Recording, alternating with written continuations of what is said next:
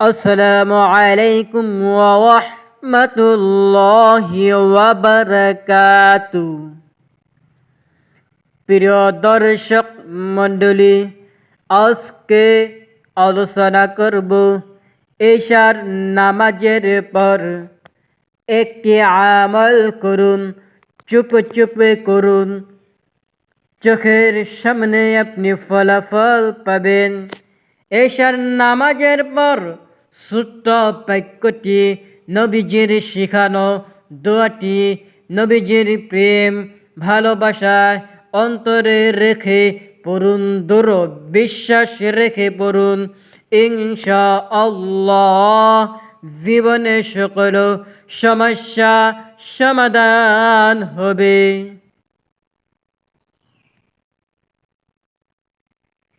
দোয়া ও মনের আশা পূর্ণ হবে। গায়েবী সাহায্য ও সম্পদ পাবেন। ফেরেশতারা আসমান থেকে রিজিক নিয়ে আসবে। নদীর জোয়ারতে মত রিজিক আসবে ইনশাআল্লাহ। যদি ঋণের কারণে কষ্ট পেয়ে থাকেন, ইনশাআল্লাহ তার কষ্টও তো পেতে হবে না।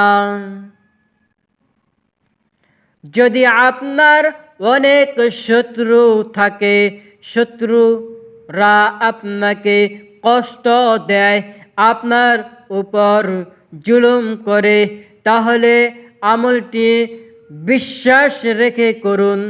ইনশাআল্লাহ শত্রু আপনাকে আর কষ্ট দিবে না। আসসালামু আলাইকুম ওয়া রাহমাতুল্লাহি ওয়া বারাকাতুহু। তাহলে প্রিয় দর্শক মণ্ডলী, আজকে আলোচনা করব ফিতরা, মাহে রমজানের ফিতরা কাকে দেওয়া জায়েজ সেই সম্পর্কে বিস্তারিত আলোচনা করব। তাই অবশ্যই ভিডিওটি তাআলা মুক্তি দিবেন। যদি কেউ বিশ্বাস যাওয়ার জন্য ইচ্ছে আছে কিন্তু কোনো না কোনো কারণে যেতে পারতেছেন না, আমি আপনাদেরকে বলবো এই শক্তিশালী পাওয়ারফুল আমলটি করুন। তারপর আল্লাহর কাছে সাহায্য চান। ইনশাআল্লাহ আল্লাহ তাআলা সাহায্য করবে। আমলটি নারী পুরুষ সকলেই করতে পারবে। আমলটি করতে হবে এশার নামাজের পর ঘুমানোর পূর্বে ওযুর অবস্থায় যাই নামাজ বিছিয়ে কিবলামুখী হয়ে।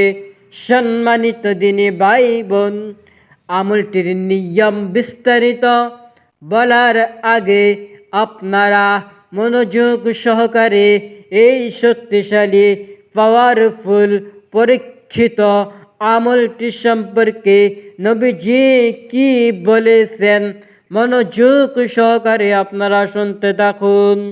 আল্লাহ তাআলা আপনাদেরকে মনোযোগ সহকারে শোনার তৌফিক দান করুন। লা হাওলা ওয়ালা কুওয়াতা ইল্লা বিল্লাহ। গুরুত্বপূর্ণ একটি আমল, এর ফজিলত ও সওয়াব অনেক বেশি। আমলটি করার ব্যাপারে হাদিসে অনেক বর্ণনা এসেছে। লা হাওলা ওয়ালা কুওয়াতা। আবু মুসা আশআরী রাদিয়াল্লাহু তাআলা আনহু বর্ণনা করেন, রাসূল করিম সাল্লাল্লাহু আলাইহি ওয়াসাল্লাম একবার আমাকে বললেন, তোমাকে জান্নাতের অন্যতম ধন ভাণ্ডারের কথা বলবো। আমি বললাম, অবশ্যই বলে দিন হে আল্লাহর রাসূল। তিনি বললেন, লা হাওলা ওয়ালা কুওয়াতা ইল্লা বিল্লাহ। এটি পড়ো। বুখারী শরীফের হাদিস, মুসলিম শরীফের হাদিস, তিরমিজি শরীফের হাদিস, আবু দাউদ শরীফের হাদিস।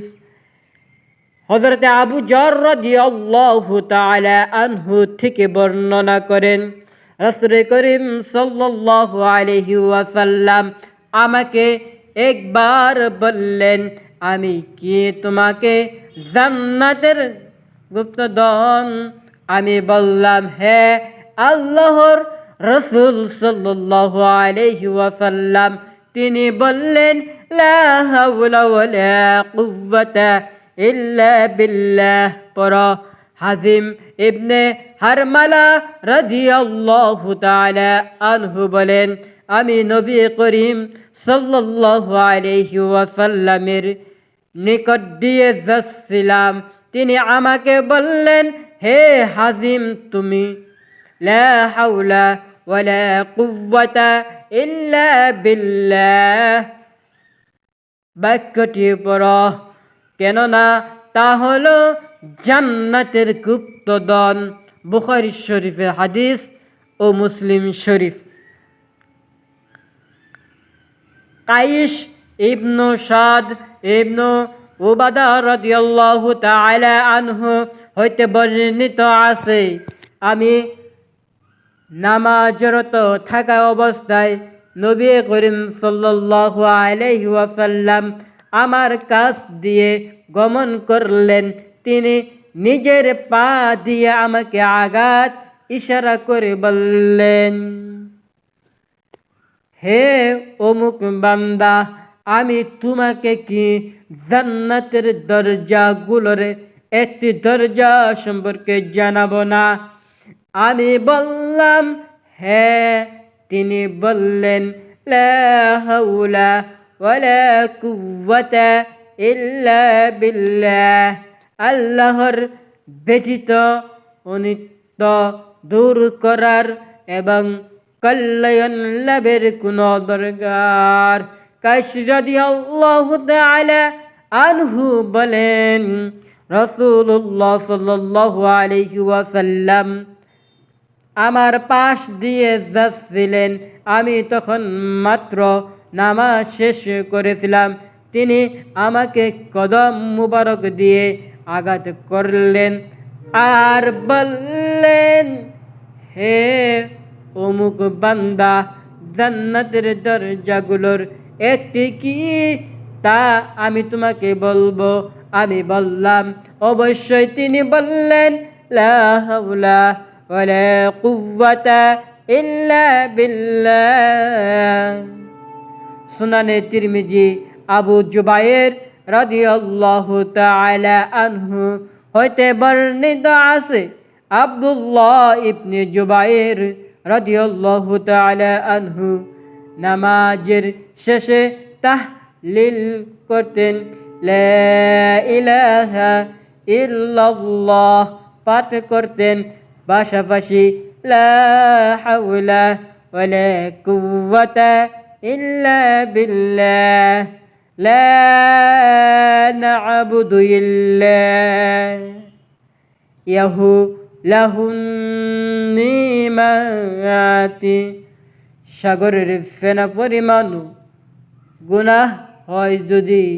আব্দুল্লাহ ইবনে আমর রাদিয়াল্লাহু তাআলা আনহু বর্ণনা করেন, রাসূল করিম সাল্লাল্লাহু আলাইহি ওয়াসাল্লাম বললেন, পৃথিবীর বুকে যে ব্যক্তি বলে, লা ইলাহা ইল্লাল্লাহু আল্লাহু আকবার ওয়ালা হাওলা ওয়ালা কুওয়াতা ইল্লা বিল্লাহ, তার অপরাধগুলো ক্ষমা করে দেওয়া হয় যদি তার সাগরের ফেনা আর সমান মতো বেশি হয় পরিমাণ হয়।